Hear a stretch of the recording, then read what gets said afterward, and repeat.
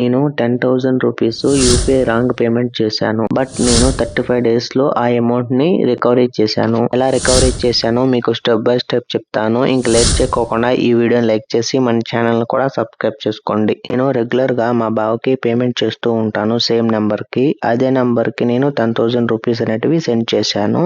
కానీ నేను సెండ్ చేసిన అమౌంట్ వేరే వాళ్ళ అకౌంట్ కి వెళ్ళిపోయింది. ఇక్కడ మీరు గమనించవలసిన విషయం ఏంటి అంటే ఇక్కడ నేను పే చేసిన నెంబరు మా బావది, కానీ అమౌంట్ మటుకు వేరే వాళ్ళ బ్యాంక్ అకౌంట్ లో క్రెడిట్ అయింది. ఇప్పుడు నేను ఆ అమౌంట్ ని ఎలా రికవరీ చేశానో మీకు చెప్తాను. ఇప్పుడు నేను కాల్ చేసి వాళ్ళని ఇలా రాంగ్ పేమెంట్ అయింది, నా అమౌంట్ నాకు సెండ్ చేయండి అని అడుగుదామంటే ఆ నంబర్ ఏమో మా బావది.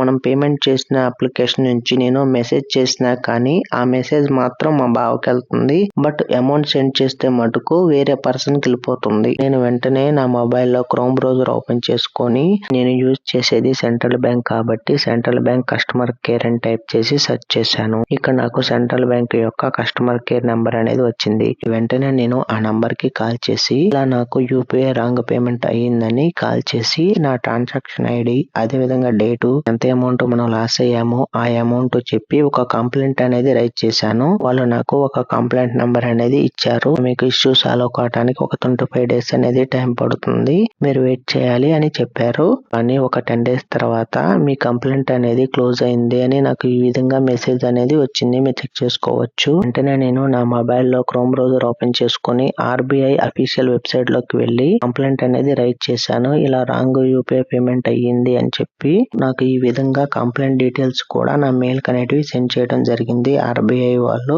5 డేస్ తర్వాత నా అమౌంట్ గురించి వెరిఫికేషన్ స్టార్ట్ చేశారు. వెంటనే వాళ్ళు నాకు కాల్ చేయటం అదే విధంగా నేను మనీ సెండ్ చేశాను కదా ఆ నంబర్ కి కాల్ చేశారు. ఆ నంబర్ కి కాల్ చేస్తే నా అకౌంట్ కనే అమౌంట్ సెండ్ చేశాడు, కానీ వేరే వాళ్ళ అకౌంట్ లో అమౌంట్ అనేది వెళ్ళిపోయింది అని చెప్పాడు. ఇదే విధంగా మా బావకి వాళ్ళు ఒక 3 డేస్ వరకు కాల్ చేశారు.